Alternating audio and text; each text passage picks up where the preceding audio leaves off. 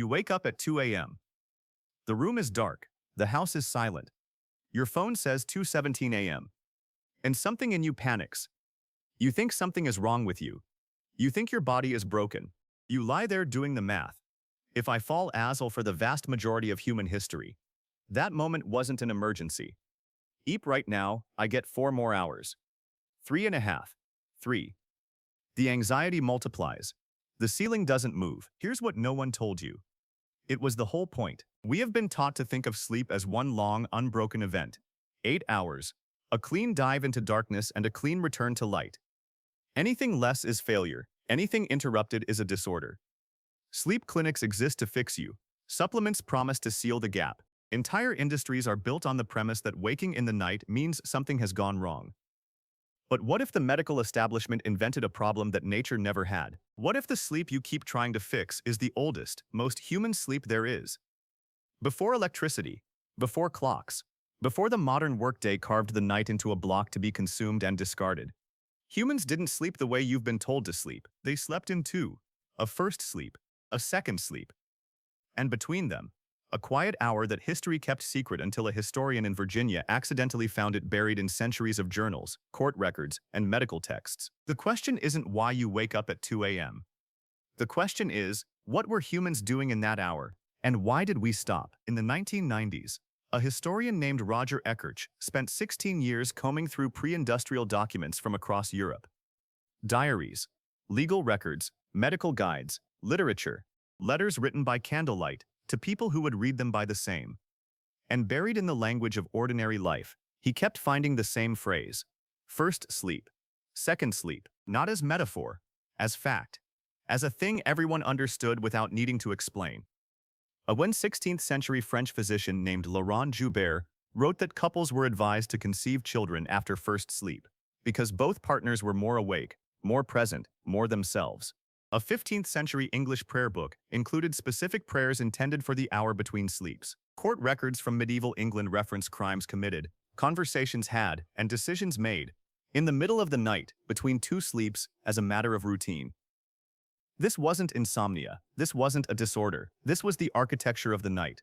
To confirm it wasn't just historical quirk, a psychiatrist named Thomas Wehr ran an experiment in the 1990s. He took a group of healthy adults and removed artificial light from their lives for 4 weeks. No lamps, no screens, no electric light after dusk. Within 3 weeks, almost all of them had shifted to the same pattern. First sleep, a quiet waking hour. Second sleep. Their bodies hadn't broken. Their bodies had remembered. Here's where it gets strange. Ekirch didn't just find that people woke up. He found what they did. They didn't stare at ceilings. They didn't check their heart rate. They prayed. They reflected. They talked to their partners with a softness that daylight rarely allowed. They lay in a state that neuroscientists would later identify as hypnagogia, that threshold between sleep and waking where the brain runs in a different mode entirely: loose, associative, visionary. Nikola Tesla used this state deliberately. Salvador Dali used it deliberately. Thomas Edison used it deliberately. They called it different things. Scientists now call it the hypnagogic state. What they all agreed on is that it produces thought that normal waking consciousness cannot. Now here is the first thing that should disturb you. When Wehr measured the brain chemistry of subjects in that in-between hour, he found elevated levels of prolactin, a hormone associated with the calm that follows deep meditation, a neurological state that modern humans almost never reach during waking life. Our ancestors weren't just sleeping differently. They were accessing a state of mind we have since lost.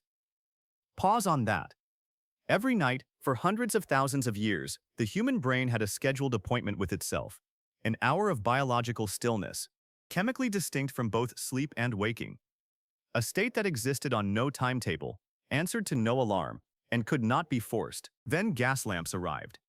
Then electric light. Then the industrial workday decided the night was inefficiency, not sanctuary. The waking hour didn't disappear because humans evolved past it. It disappeared because someone needed the factory floor staffed at dawn. And now, this is the part that lands differently the longer you sit with it.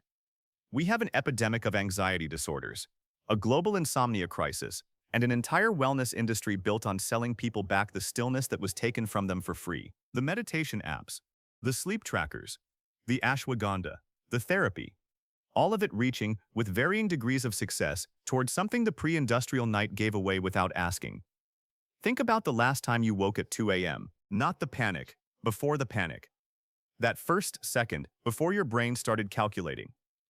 There was quiet, there was dark, there was something that felt almost suspended. That wasn't the beginning of something going wrong. That was your body arriving at something ancient. The thoughts that come at 2 a.m. feel different because they are different. The brain in that hour isn't performing. It isn't optimizing. It isn't building a response or managing an impression. It's running a process that predates language, predates civilization, predates every structure you've been handed and told is natural.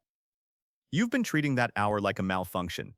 Every time you reach for your phone, every time you flip the pillow, run the numbers, curse the darkness, you are interrupting the only part of your day that belongs entirely to you, not to your obligations, not to your identity, not to the version of yourself that other people need you to be. Just you, awake in the dark, thinking thoughts that don't have names yet. There's a question I haven't been able to shake since I first found this. If the in-between hour was built into the human body, if it's still there, still arriving every night, still flooding your brain with the chemistry of stillness, what happens to all of that when we refuse it? Where do those thoughts go? The ones you were supposed to have at 2 a.m. but drowned out with blue light and breathing exercises and the aggressive pursuit of unbroken sleep. The things your mind was trying to surface in the dark. Roger Ekirch spent 16 years in those documents. 16 years reading the private hours of people who are now dust. And what he found wasn't a historical curiosity. It was evidence that there was once a daily appointment between a human being and the deepest part of themselves. And somewhere in the last 200 years, we stopped showing up.